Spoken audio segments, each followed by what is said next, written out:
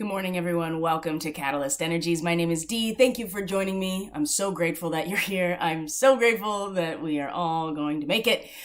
This is the Daily Medicine Transmission for April 27th, 2021. Pluto stations retrograde today, just after our Scorpio full moon. It feels so full and pregnant in some ways. Just this gleaming moon in the sky that is showing us all of the things that usually are hidden under the surface and within our subconscious. And now that Pluto is stationing retrograde, will be retrograde until early October, going back to the degree that it reached on March 2nd, 2020. So we're going to go over a lot of territory, some very important territory, some impactful territory. So we're going to talk about that today, and the astrology as well. So a couple of housekeeping things real quick. I know I'm in a different location and my light is terrible. This is always a struggle with me having a home studio. And the reason I'm here is because there's a lot of work that is getting done on this house that I'm living in. And the crews that do the work, they tend to just show up when they want to and not realizing, because of communication breakdown, that there is someone here that works with clients from their home. And so they just kind of show up. This is not the first time this has happened, but they are very loud right outside of my usual office. So I had to relocate, which is also why I'm a little behind today.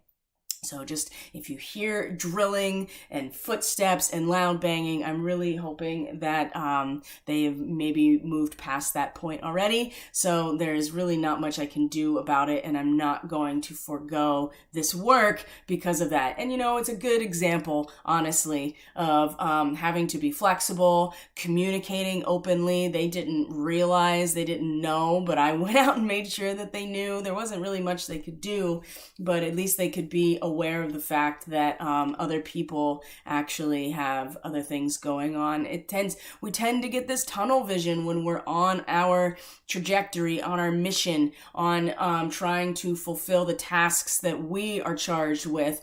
And it's really easy to have these blinders on, to have that ego consciousness that's very focused on what's ours and what we're doing right in this microcosm. And sometimes it is imperative that we do think that about how our actions do impact a larger whole. And this is a great way to think about how this Mercury retrograde cycle is going to play out, because we are going back over all of this territory, and every stone will be overturned, right? No stone left unturned. When it comes to Pluto, we are talking about death and rebirth. We're talking about the power of transformation. We're talking about the tower moment when everything gets destroyed in order to make room for something new to grow. This is the Scorpio archetype and the 8th house of death and rebirth, the ultimate mystery.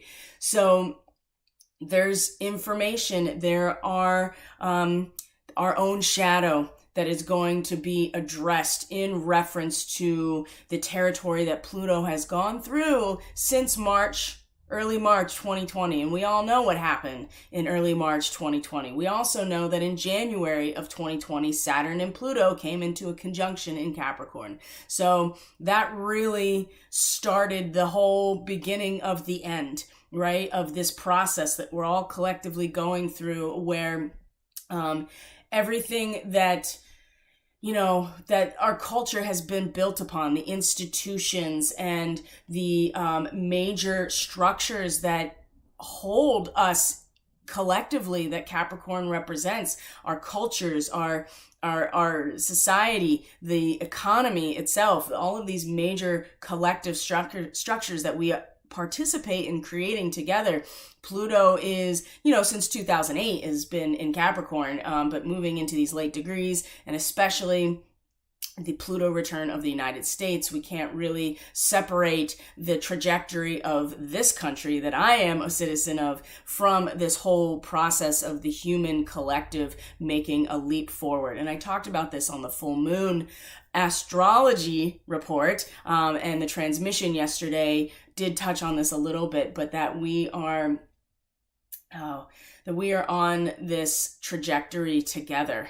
And that we're about to have some major quantum leaps just in the next 2 weeks with all of these fixed square energy with Taurus and Aquarius about the natural unfolding, the natural rhythm, being connected directly to the material world and what that feels like versus the quantum leap of Aquarius and the potential for bypassing what is a natural evolution because of our role as humans, right? We are distinct from all other life forms on this planet, and that is the Aquarian archetype. Once we ascend out of the trap of and the illusion that 3D material reality is all there is, then we come into cosmic coherence with the laws of the universe, and we discover that there is more than just that. Not to say that that isn't important, and it absolutely is important and needs to be acknowledged for what it is. But Pluto, like I said, this retrograde cycle, we're going to go back over this territory, and we're really going to have to start looking even deeper, I can't. Back in the day, years ago when I really started to get on this astrology trajectory as a practice and consuming all kinds of teachers and videos and content in part of my learning curve. I remember, my real introduction to starseed astrology, besides the Starseed Hotline, which are really the beginning of the astrology part of the starseed archetype. But Maru Matu, if you're familiar with Sun Soul astrology, she would always have this little verse that she would sing about retrograde Pluto. Pluto retrograde calls bullshit.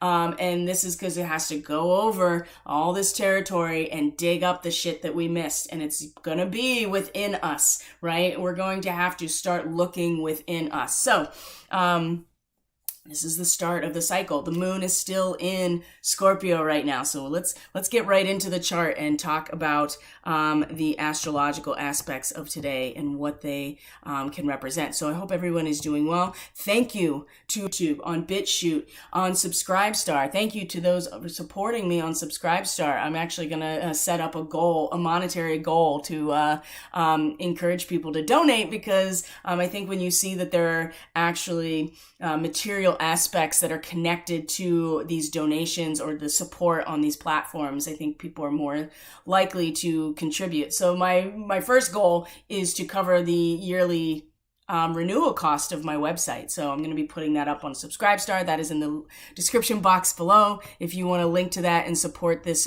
work through that channel as well. So, and also if you're new here, welcome. Thanks for joining us. And for people who are returning, and also for people who are new to this channel, just remember that every time that you interact with this content in any way, you subscribe, you hit that like button, you comment on the content, you share this content, it actually does have a positive influence on the AI algorithm that disseminates this content on the various platforms. So when you interact with the content, it really is supportive, and I thank you for that. Okay, great. So let's get into today's astrology. This is the April 27th chart. We have our moon still in Scorpio. All right.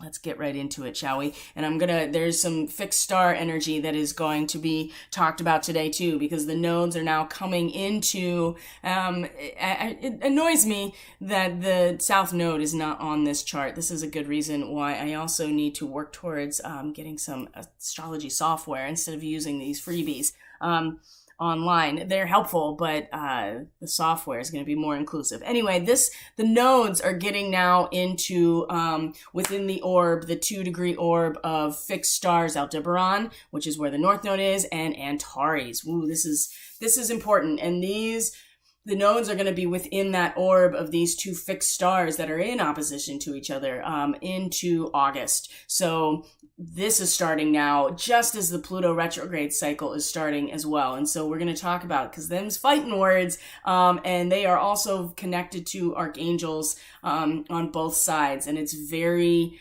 there is a lot of military aggression, there's a lot of war, but leadership as well that is associated with Aldebaran and Antares.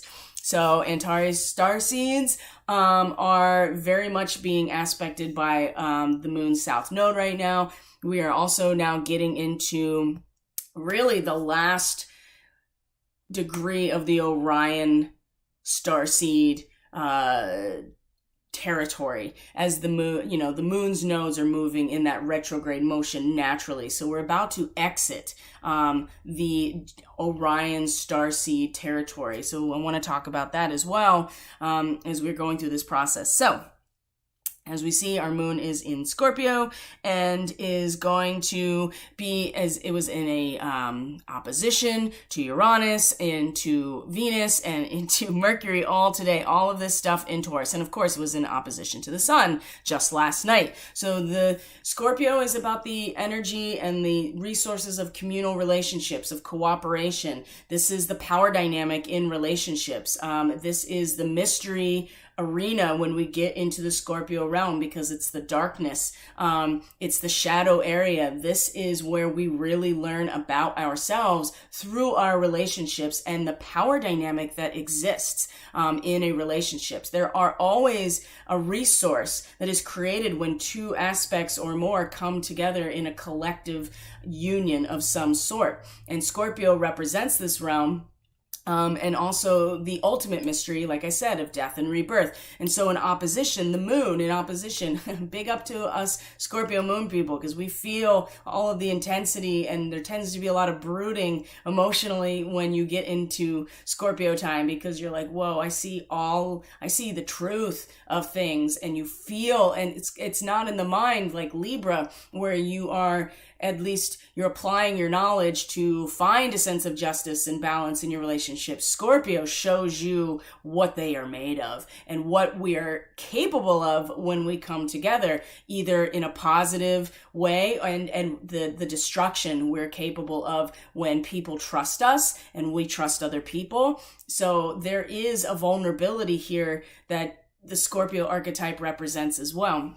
And so there's a lot of symbolism that goes into the Scorpio archetype, ritual that goes into the Scorpio archetype, because the ritual itself is the communion, right? The cooperation, the sexual union that Scorpio can represent, and our participation in material life, and the acceptance that death is part of that process as well. And so death of the ego is also part of the Scorpion archetype in the 8th house, because it's when we come into communion and cooperation with other in some fashion, right? Either a business relationship, a domestic and sexual relationship, in an organizational situation, anything where we are coming into a spiritual relationship even. It is through these relationships that we discover who we are, we see the mirror image of who we are, and we have to take responsibility and accept that intimacy only comes out of real trust.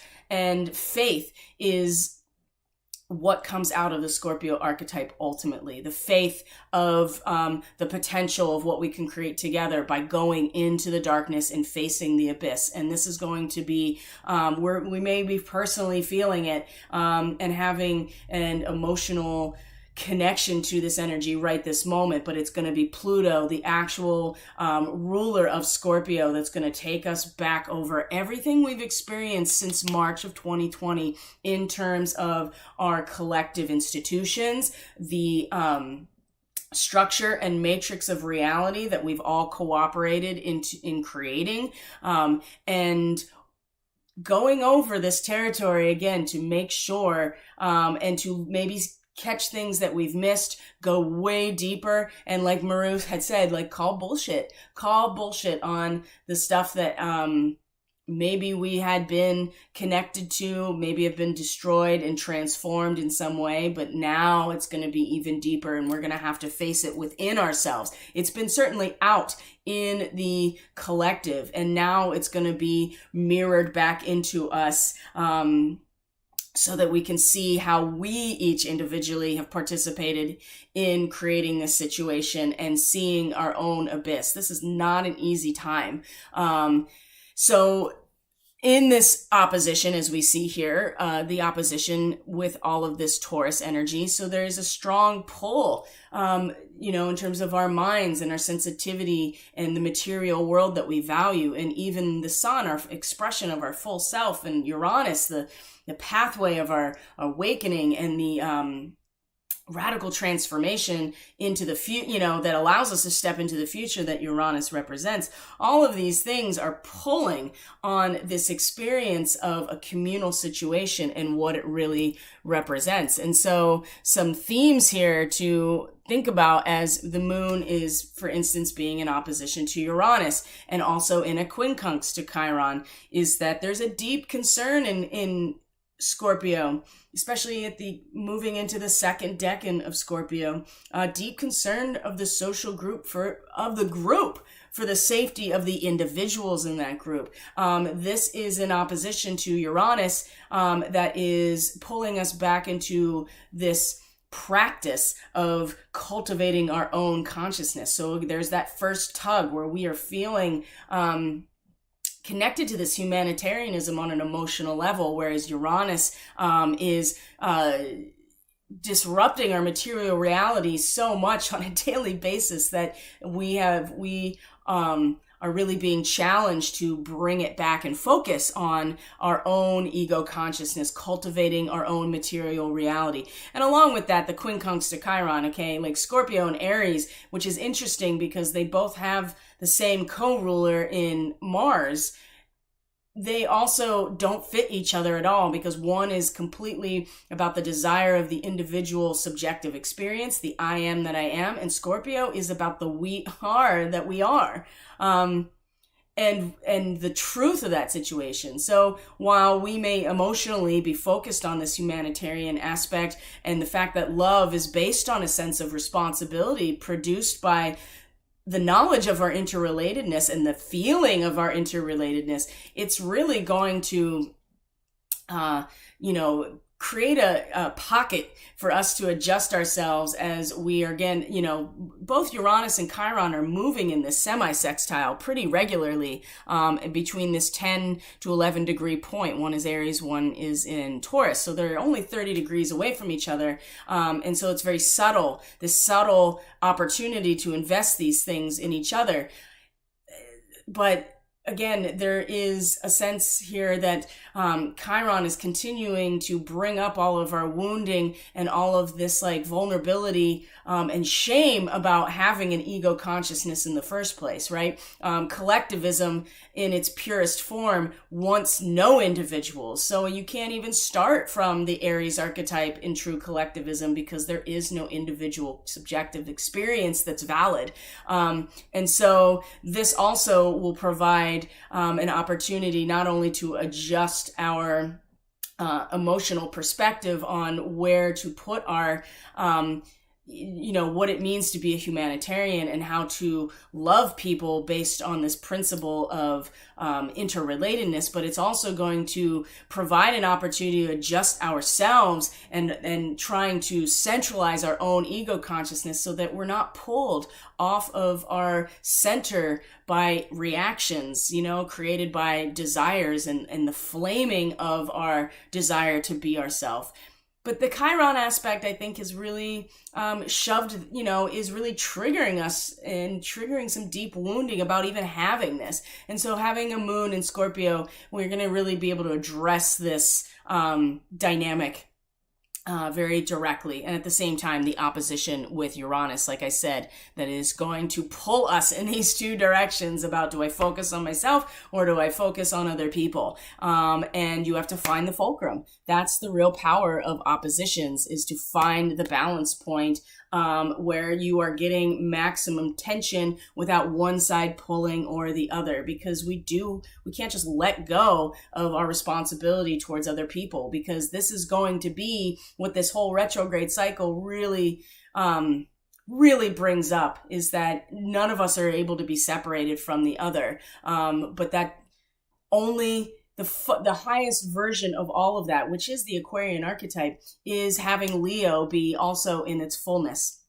And we experienced that yesterday with the intuitive message, right? Where we had the passion and the strength and the lust of that Kundalini activation be the outcome, right? The activation, the Kundalini awakening, when it is part of a vessel of unconditional devotion to a spiritual process, then we are all fully sovereign beings that are at our highest potential in a collective. And that is the ultimate Aquarian archetype of the age of Aquarius. So, and this is, this whole moon in opposition to Venus in her home sign, of course, and Mercury also in Taurus. This is going to be the same basic pull where we are feeling like everything we need is within us, and it's all about our ability to cooperate and commune with something and participate in a ritual in some ways in order to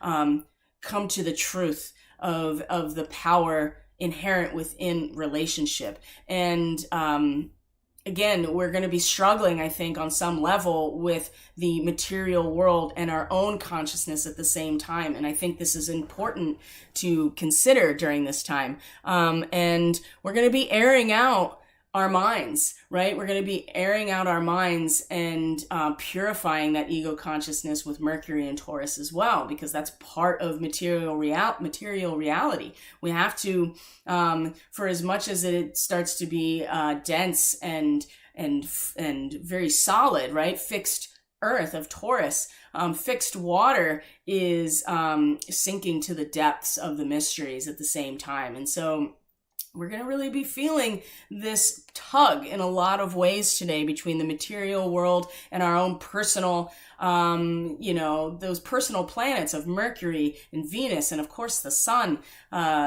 being involved here in Taurus, and then the moon, just that part of ourselves, that nagging part of ourselves underneath that is actually a lot brighter than usual, kind of tugging on that and bringing us back to the reality that there's no way to stop what is coming, and all truth is revealed through this process, whether we participate openly or not. This is part of the cycles of nature, and that's a good way to think about it in terms of the Taurus aspect, because it's when we are in rhythm with nature that we are then, just like with the full moon, then we are able to still and quiet our mind in order to see down into the depths of what is usually hidden, and to see what's coming, right? To be able to reasonably expect what is coming in a natural cycle. That way we are not being pulled or disturbed in our emotional stability.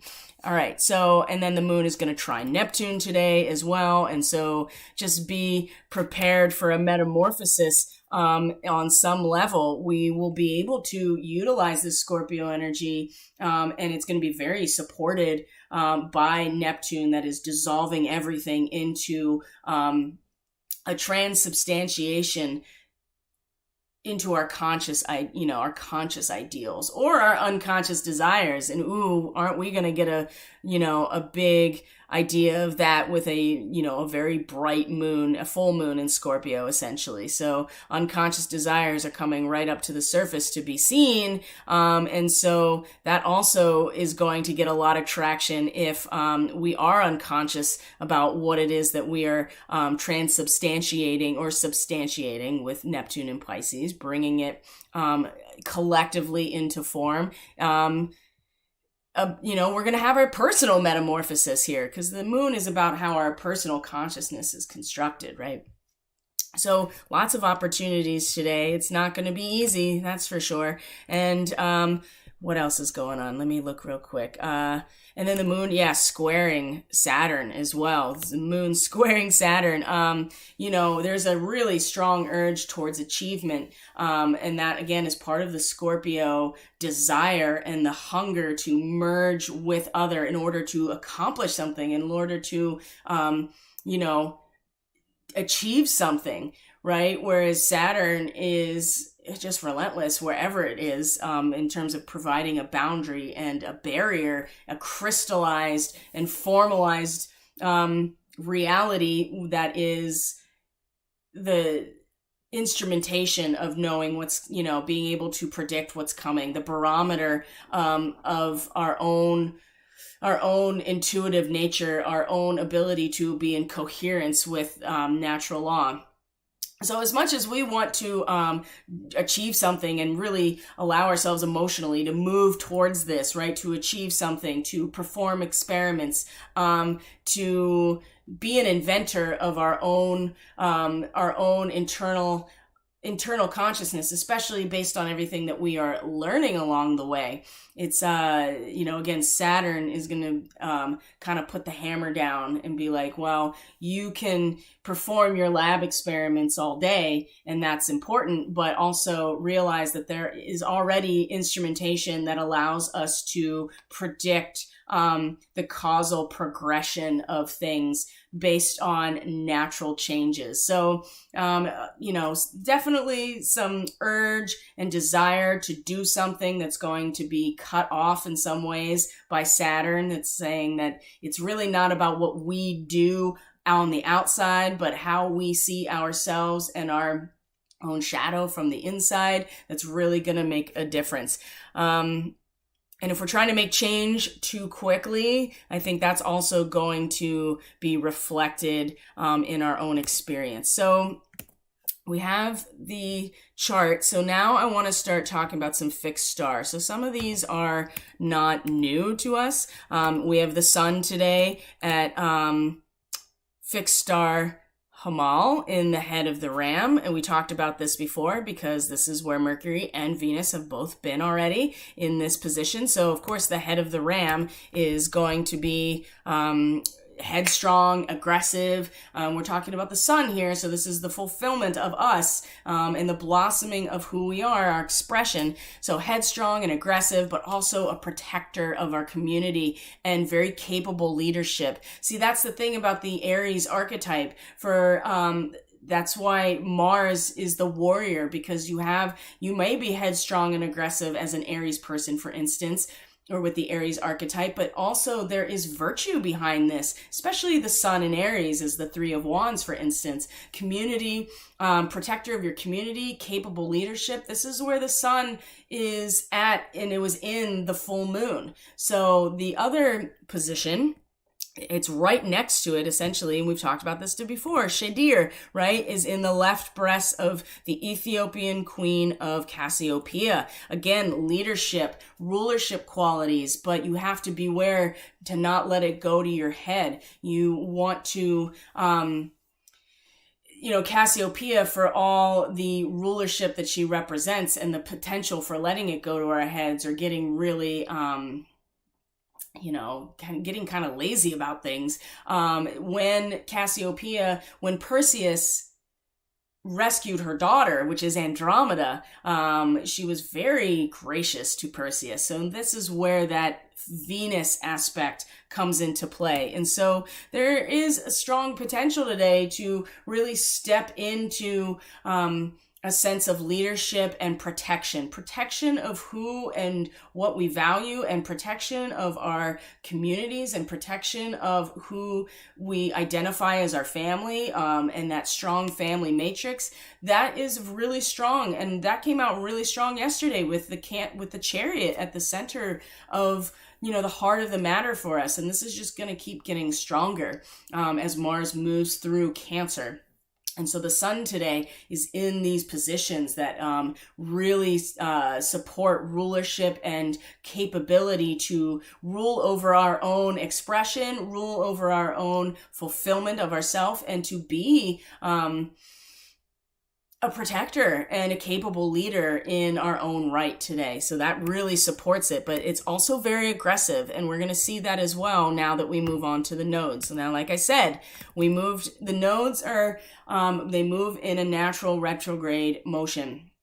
The nodes are the point where the path of our moon's orbit crosses the ecliptic plane. And so that is the nodes of the moon. It's very karmic. It's the dragon of the Draco constellation. And so the dragon is pulling us. It is on a trajectory in order to gather something. And so the north node is pulling us in the direction that our soul is wanting to go into in order to learn something for our evolution. right? So the north node and the south node are now moving into within that 2-degree orb of the fixed star Aldebaran, right? The north node, which is right in the eye of the bull of Taurus. And we also have the south node is now within a 2-degree orb of Antares, which is the heart of the Scorpion. Okay, so this is important to consider here because these nodes have a lot of impact on us. And a dragon, for instance, becomes obsessed with its treasure and will stop at nothing to gather what it identifies as its treasure, and will hold it and protect it no matter what. And so there's this little bit of obsessive quality that the north node can have in terms of pulling us in this direction. We kind of, again, those blinders, right? We can lose focus on everything else outside of us as we are getting pulled in this trajectory. But it's not without good reason in this case, because we are evolving on a soul level. So the north node, Aldebaran, let's talk about it. Let's talk about what that means. So we're still in this degree of 11 to 12 degrees of Gemini, but we're almost out of this degree. And like I said, this is the end of the Orion, the nodes being in the Orion starseed territory. This is kind of the last stand here in terms of the Orion starseeds when it comes to our karmic direction of evolution, right? And the Orion starseeds have been really, really important lately. And at the end of May, I'm going to be speaking about the Gemini archetype and the Orion starseeds in another astrology retreat. There'll be more information about that coming. It'll be at the very end of May, especially around eclipse season along our Gemini Sagittarius axis. So this is going to be important. Now, this is about the Sabian symbol for this degree is a young Black woman fighting for her independence in the city, right? Even break it down further is that those who've been enslaved fighting for their independence, fighting for their rights. You can see this on many different levels right now in terms of this is our obsession collectively. We are headed in this direction and meant to master this Gemini energy, which is in a mirror situation or two sides to the same coin, the twins, right? They are equal but opposite, right? This is the law of the universe as well. And when we are able to engage with the span of and the spectrum of information of anything, right? The Orion starseeds, they master their willpower, they master their self-discipline. They are able to engage in this space without it being emotional or personal. And they have an incredible ability to master themselves as they engage in the realm of ideas. And they enjoy the duality. This is why Orion starseeds have been really, really essential lately, because we have to be able to consider our position, the opposite position, and everything in between without getting personally pulled in, which is a little bit difficult with a moon in Scorpio because it's all feeling and personal, real personal, deeply personal at this point when it comes to our relationships. So the North Node is actually in a quincunx to Scorpio moon today. All right, so the North Node is conjunct Aldebaran, right? And so it's in the left eye of Taurus, or the bull. This star is a very important star. It's one of the 4 stars that are associated with the archangels. And so Aldebaran is associated with Michael, the military commander of heaven, the watcher of the East, right? The watcher of the East. And it's said to, this star, when you read ancient astrology and use fixed stars in like the natal chart. So somebody that has this, well aspected in their chart, Aldebaran, 9 degrees Gemini, with a 2-degree orb on either side, said to presage individuals who are restless and riotous and always stirring up dissent and revolution, and it inflames the mind of the people. Now, just keep in mind that this energy is about to turn on into high gear now that the North Node is actually within this 2-degree orb of this star. And so it's going to be within this framework through August. So around the time of the eclipse season roughly is when it's going to be conjunct for the most part. So it's just going to start heating up, and our obsession and our draw and our pull to evolve along these lines is going to get very strong. And the good thing about it is that we do have Michael, Archangel Michael, as the guardian of this star, and very involved. So we have to be really mindful about what this means to us, right? And what it means is for people who have been enslaved to fight and stand up for their independence. And it's just going to get more so and more so. So you can see this on one level in terms of certain movements in the United States politically. But if we start to unfold this even more on a global scale and more inclusive of all people, and the fact that we have been enslaved by humanity has been enslaved, then you're going to start seeing the fight back is coming now. And we are going to be pulled in this direction to fight back on some level. And with Pluto moving retrograde now, it's going to be very intense. All right. And we're going to have to face some things about ourselves. Now, the South Node, speaking of which, the South Node in Sagittarius is, about the spiritualization and the promotion of great symbols of a new age by minds who are sensitive to its precursory manifestation, right? This is Sagittarian, is the big picture. It's the truth. It's also very self-righteous and judgmental, because this is the sign of the collective value system that develops as a result of the truth that we learn in Scorpio. And this is still about the individual and the people rallying around this collective truth or these collective values. This is the 9th house with Sagittarius. So this is the momentum pushing us forward, but it's also our karmic history. Like, we've already done this as a collective, and we've already come to alchemize through what we have learned and bringing these opposition, we learn the truth of the potential and the power of these shared relationships in these partnerships. And then we use that truth to actually make change and to come to understanding and to create, be the alchemist of our own lives. And so we are moving forward, right, from this position. It's the momentum, but it's not the direction we're headed, which is making things really hard for people, I think. And it also, especially if you are taking a position of being, and this is hard, Sagittarian people, especially strong Sag people, this is a hard place to be, because you are always thinking that you're right, because usually we are, but at the same time you have to let go of the institutionalized, idea that, Jupiter, for all of his leadership potential and as a benefactor and as an advocate, also really took his wrath out on those who did not fall into line. And so that's the thing about Sagittarius, is that there's not, you just everything gets burned in the cauldron of the alchemical fire as well. So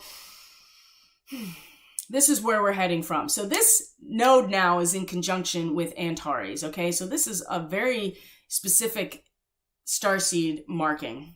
Number 1, Antares is a stargate to Andromeda Galaxy, okay? The beings from Antares star system very rarely come into physical form. They hold a very feminine frequency. This is the heart of the Scorpion, right? Fixed water is a feminine sign. This is that Kali energy. This is that deep priestess energy, the underworld, that, this is where Venus is still at, actually, in Taurus. She's in her rulership, but she's also still technically in the underworld, right? Going through this process. The heart, it's the rival of Mars, the heart of the Scorpion. Remember, I just talked about Mars co-rules Scorpio, and also rules Aries. And so the Scorpio archetype is, in fact, the rival of the Aries archetype. And they don't fit with each other at all. There's a natural quincunx. It's the heart of the Scorpion. So this makes people belligerent.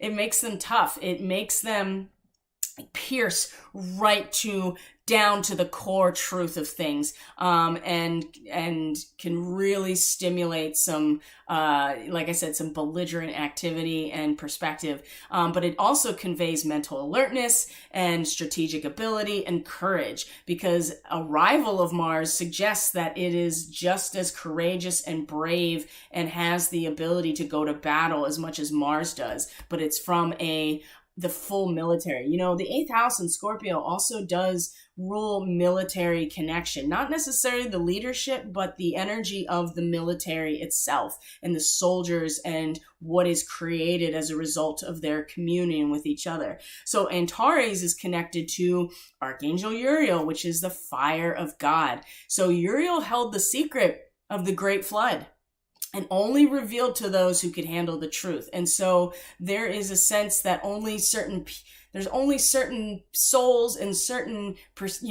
mental capacity on some level and emotional capacity to see the secret knowledge, get to the heart of the truth, which is the heart of the Scorpion, which will sting. Absolutely. The Scorpion is going to sting. And there's no doubt about it. And we often find that situation and that experience in the Scorpio archetype in the 8th house as we go into the unconscious and we go into the mystery. When we have to face the darkness within ourselves and our own shadow, it does sting. Or about those that we trust, that stings too.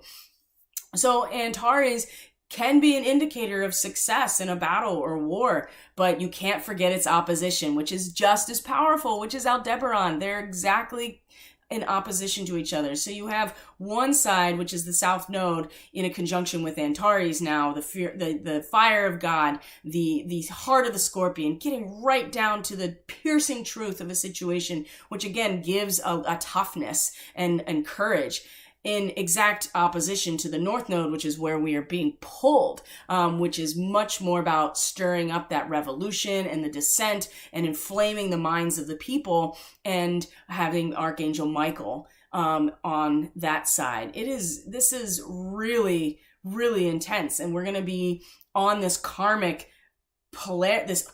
axis of Antares and Aldebaran, and Antares and the Orions, basically, for a couple more months, for sure, through the rest of the spring and into the summer, right? And so there's going to be much more disruption and much more revolutionary and dissenting action. We're going to be pulled in that direction, and realize that both sides of these nodes have something to offer us, and to be mindful of which direction we're actually meant to be heading on our soul's evolution. We can use the heart of the Scorpion, that piercing truth, as momentum moving forward, to give us the ability to battle it out, essentially, to stand up for our independence, right? To no longer be slaves to a system, and have Archangel Michael, the Watcher of the East, be our commander in some ways. This is all archetypal as we go through it. So I know that's a lot for just the daily astrology, but what is happening today, now that the new full moon has passed, and is still very full in Scorpio, is the beginning of a number of cycles that are going to last definitely through September, October, and then also even November, when our next eclipse cycle. We have May and June, and then we're going to have eclipse cycle again when the sun is in Sagittarius. When is that? That's, the end of September into December. So even into January, when Pluto comes out of its shadow period and then is getting very close to the Pluto return of the United States, within 1 degree at that point, we're going to have the next 2 seasons are really starting now. So it's important to see these cycles as they are beginning. So let's talk about, now that I've talked endlessly about, I didn't even show you, hold on 1 second. I know I did, but I'm going to go back to it, right? Here's the heart of the Scorpion right here, which is towards the head, interestingly enough. And so sometimes it's important to realize that, we make a lot of our decisions through our heart. And if we look at the axis of our power in this reading, and we've been following this, then we know actually that it really comes from our subconscious, and those realms that we don't consciously see that are really the roots of manifestation, and then move up through the channel into our conscious awareness, and our conscious mindset in terms of how we're expressing that and transmitting it out. So let's look here. I'm going to check in with the stream real quick. Seems to be doing well. Okay. So we're going to go over here. We're going to exit out of this, and we're going to go into this reading. Okay, friends. All right. Thanks for sticking with me here. And it seems to me that all the banging is over, so that's nice. Right. So here is our Four of Swords coming into the moment. This is truce, and this is the respite of our mind that we got from this full moon if we took advantage of it and allowed the stillness of our emotional self to be the reflector of that which is usually way deeper, right? So that full moon was a huge culmination point that really kicked off not only the rest of this lunar cycle, which I talked about in the full moon report. It's going to be linked. It'll be linked at the end of this video within 24 hours. It's also on BitChute, and I just uploaded it onto YouTube, so you can go and just watch it on YouTube now. The calm mind, the truce. And as you can see, we have a lot of this princess energy now, the Princess of Wands, the Princess of Swords. This is the Venus energy in the elements. The court cards represent us, and people in themselves. And so there's going to be some, Venus she does not like being uncomfortable. And she is about what we value, what we love. And when we have to deal with the opposite of that, which is Scorpio, which is just immense discomfort into the shadow realm, there can be a lot of pushback, and there can be a lot of,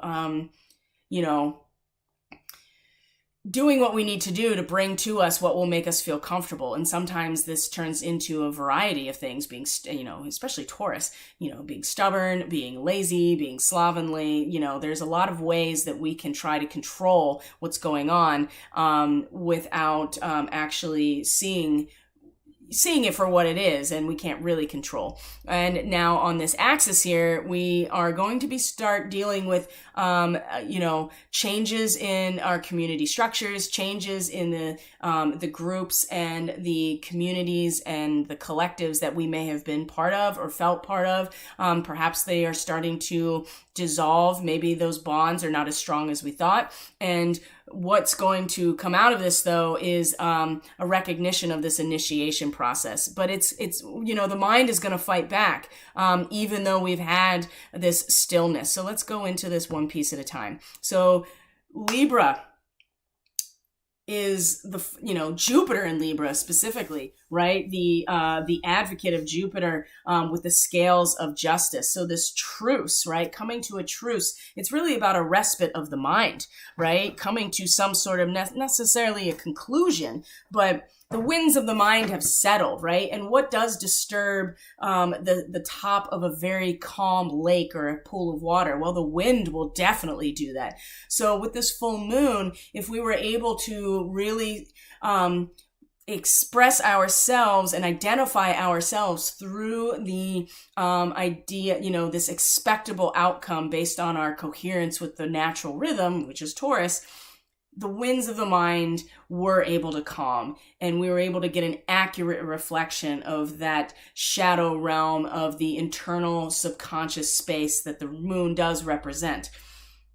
The mind has solved a problem, perhaps, at this respite or this truce, and there's reflection, there's reconsideration, right? There is a rest from the fighting, right? The swords obviously are a weapon. And so even the fighting in terms of our words and our transmissions, right? A lot of communication, a lot of people really going at it. And this is, again, why the Orion star seeds are really important, because they can have these conversations without getting pulled in personally. I mean, I don't know about you, but I've had plenty of conversations with people from all manner of positions, even those who are supposedly have the same political views as I do, who at the first chance that they can get will attack you personally because they can't handle the lack of agreement. They take it personally, which is why the Orion starseeds have been instrumental during this time, because we need to be able to interface with each other without attacking each other personally when we disagree, or even find that challenge in somebody's perspective. We can really be challenged, but how do we actually address each other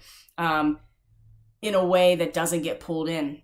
And this truce of the mind, right? The rest from fighting is really what came out of this full moon, hopefully for you. But right away, as we come into the heart of the moment, the Princess of Wands, right? She is dancing in the flames.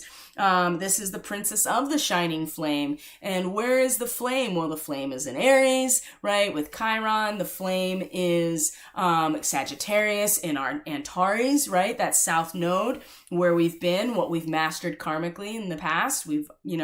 And the princess, it's the Venus energy, dancing in the flames. There's passion, there's joy, but look how it's tilted, where it is it's directional towards the outcome. So we have this truce and this restless feeling that has calmed itself with the full moon, hopefully. But right away, we have this part of ourselves, the part that values and the part that wants to feel good and is sensitive, become really insatiable and hunger for life. And there is courage. There's lots of courage and there's beauty. And this is what the Antarian star seeds and the Antarian star gate, they are able to really represent and to give us this courage and this insatiable hunger, right? Because that is part of the Scorpio archetype. Even though it's not fire, it is still a desire to merge fully with something,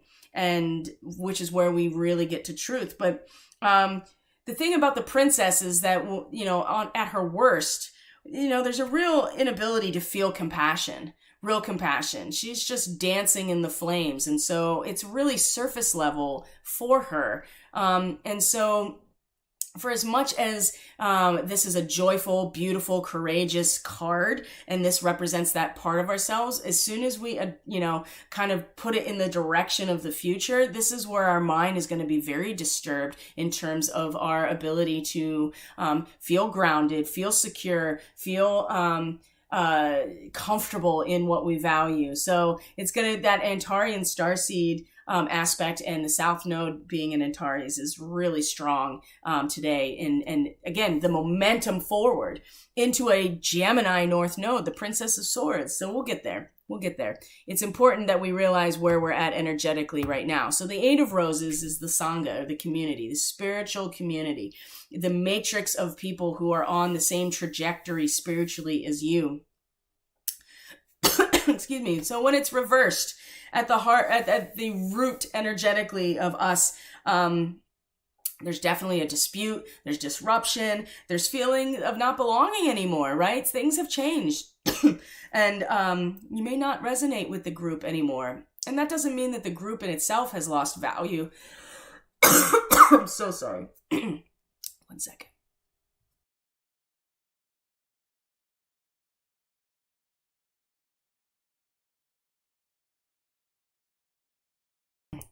Thank you. Man, that got me stopped up.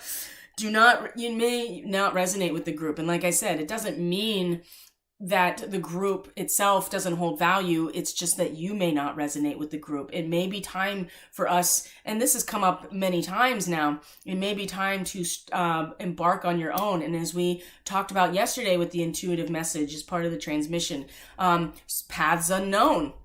right? Wishes fulfilled by going down the dark path. Maybe we see and we're aware and we're consciously aware of having all of our dreams, our desires, our wishes being fulfilled in a material way, but it's going to require on some level to be forgiving and compassionate of ourselves and other people, be willing to walk down the shadowy path of ourselves and addressing other people as well, because with this here, there's a recognition deep down that where we have been putting our energy and our attention and perhaps even our trust may not be what we thought it was. And so it's okay to step away and try new things. It's okay to step away in order to go solitary down that shadowy path in order to learn more about yourself. It's okay to realize that being on your own and minimizing your exposure to these groups that are very coherent because of the fact that they are spiritual. It's okay to walk away. It's okay. There's plenty of other groups out there that are going to resonate with you more. But there is a sense now subconsciously with this full moon in Scorpio and Pluto about to retrograde that the communities that we felt like we were a part of and that sustained us may not be what we thought, or they may start to unravel on their own, and we have to be aware of that. And this is really at the root of us energetically, is really coming to terms with this. And as we move up through the process energetically, we get to the heart, which is this dancing in the flames that's being projected towards the future, right? The heart of the Scorpion within us, right? As people, we're dancing in the flame of the heart of the Scorpion. That Antares starseed, those are incredible individuals. Let me tell you, they don't come down into 3D very much. They are operating exclusively in these non-physical realms, and so they don't really come into form very often. And if they do, they are themselves portals to Andromeda, which is about the flame of our independence and subjective experience, the Antarian starseeds. And actually, Ceres, asteroid Ceres, the goddess of the grain and our agriculture, she is about to come into a conjunction with the Andromeda galaxy. We'll talk about that tomorrow, though. So as we move up here and we're coming to these realizations, we are now in this conscious awareness of our initiation. You can see that this group is very small. There's 4 people standing in front of the Saint Germain, the violet flame. There we go with that flame imagery again, right? This is an initiation into our highest self, into the nature of our soul and spirit that connects directly to source. And so we're aware that through this process, we are initiating, right? And we're letting go of lower vibe stuff. Maybe that is the root here of the Sangha. We realize that it's not actually the place for us anymore. And we have to let go of these lower vibration situations in order to move up into this initiation. And the disciplines that you create now during this process are going to not only serve you and I individually, they are going to be what serves humanity through this process. So this is why it's important for the starseeds to be, when it's time for them to be activated, that they are fully aware of their mission and are doing the actual spiritual and energetic work on their hygiene. It's imperative. It's absolutely imperative. Otherwise, you're going to miss the opportunity to enact your mission. And it does take discipline. But the disciplines that you put into place during this cycle, are going to be really important for the long term, okay? And there's an awareness here that this initiation process is coming forward as a result of the separation with communities, with structures, emotional structures, right? The 8 of Roses, the Sangha is the Cancerian type of energy. And so Mars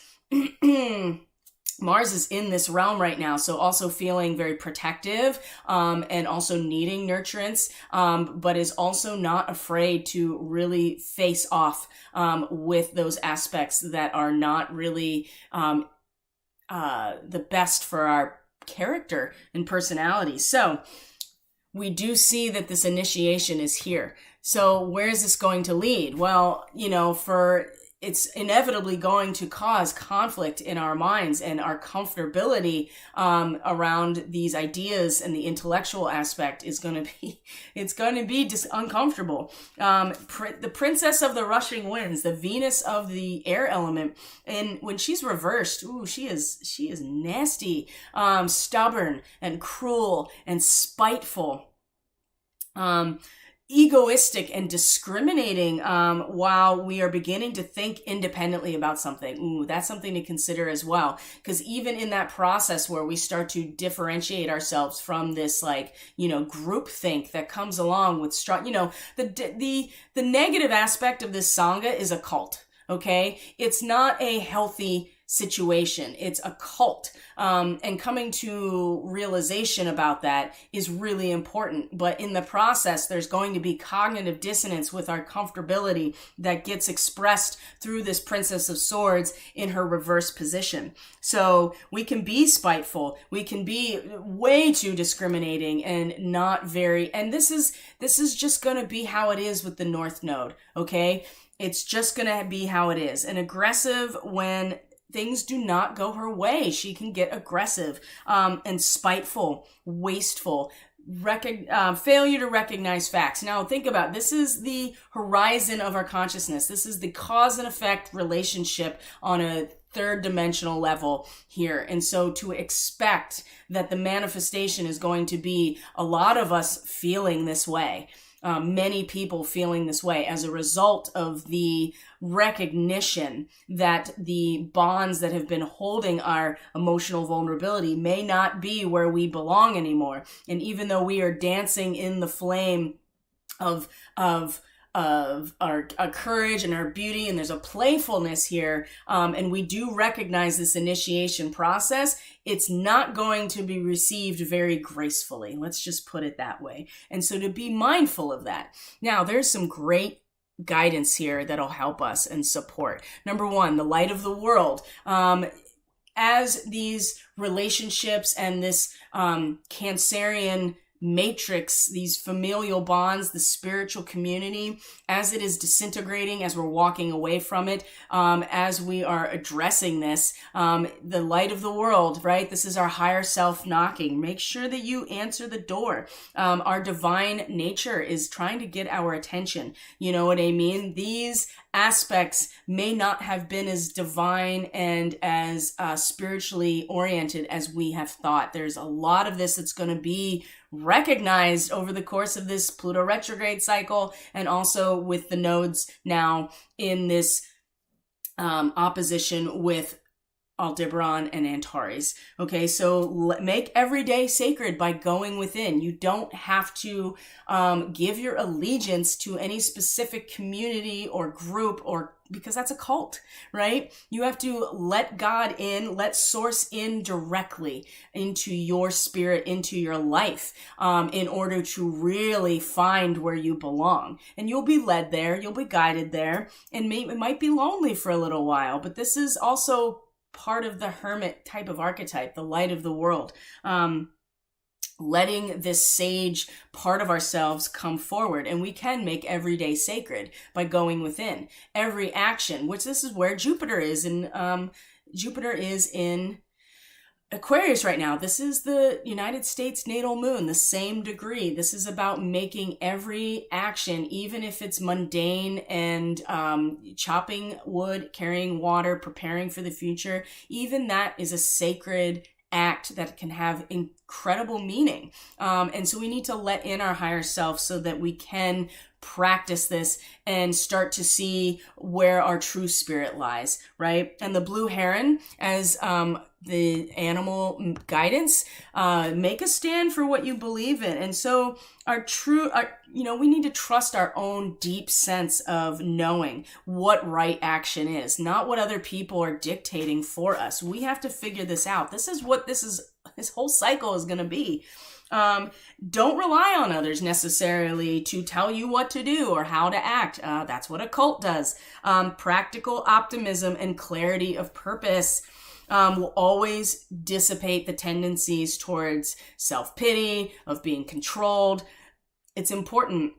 You have to trust your inner knowing. And if you can trust your inner knowing, then you'll know when your higher self and God is knocking on the door and you'll open it. And, but if you are stuck in a groupthink, cult-like atmosphere and you can't let go of that, this is going to be really difficult, because a cult just wants power, right? It's not about our relationship to source or to a higher power, however you categorize this for yourself and characterize it. It's all individual, right? We have to come to these relationships with source on our own time, and then we find the communities that best, accommodate that and resonate with that. The thing about the blue heron, if you look, the blue heron is standing in the waters, the shallow, stagnant waters of everybody else's emotions, right? You can stand in them, you can hold space, you can be there and feel it on your feet, but you also are standing tall in your own knowing and clarity of purpose, okay? This is important.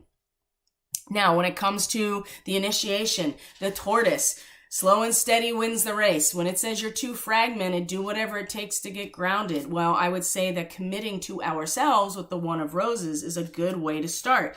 And aligning with natural rhythm, okay? Taurus energy. So we can get pulled into the darkness really easily right now. And it's important that we come back to an alignment with natural rhythm, to get grounded so that we are not fragmented. And along with that, the One of Roses is a commitment emotionally, and it's to ourselves. And it does say that there's a valuable union at hand. Maybe the other people in this initiation card are going to be the people that you have this deep union with.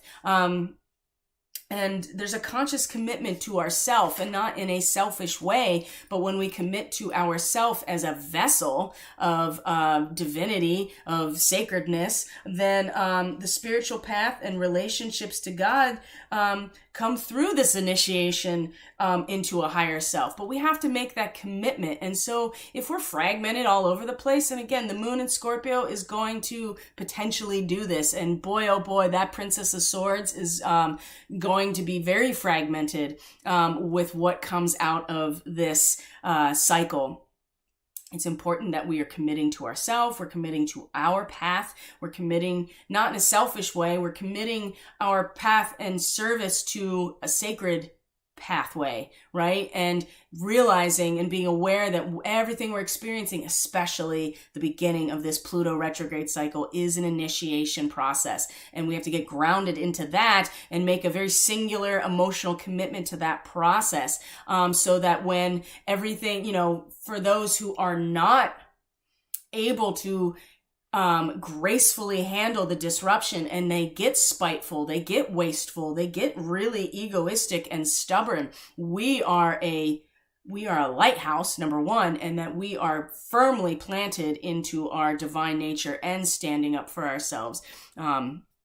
It's going to be, we're going to learn a lot about ourselves as if we haven't already, but this whole process of Pluto retrograde is going to be no joke. And this full moon in Scorpio that just kicked it off basically was a moment of clarity, and stillness was the only way that it was going to be brought forward. So, my friends, that is the transmission. I know that it was long. Thank you for sticking with me as I bring this transmission forward. It's important for all of us as we move forward. If you are watching this, you know that this is part of why you're here. This is why you're here, incarnated at this time, is to be part of this process, to be a guide, a lighthouse, a light worker, or a starseed, a truth teller, whatever resonates with you. You are here to be part of this process, and be an anchor into the next dimension, the fifth dimensional upgrade, the evolution into this fifth dimensional consciousness, which is about mastering space-time and unifying and unification, right? That is really what the fifth dimension represents. But there's going to be some things turned on its head through this process, and we're going to really learn a lot. So I love you guys. Thank you for being here. I really appreciate it, and bearing with the constant changes in reality that we all have to face. I appreciate each and every one of you. If you're interested in a reading, if you want to know your starseed origins, understand what your mission is, or get an anchor into a time frame, in terms of all of this, you can book a reading through catalystenergies.net. That's in the description box below. You can find Catalyst Energies on Facebook and on Telegram as well, in terms of social media aspects. And as always, thank you so much. I will see you tomorrow for the daily medicine transmission. Take care. Bye.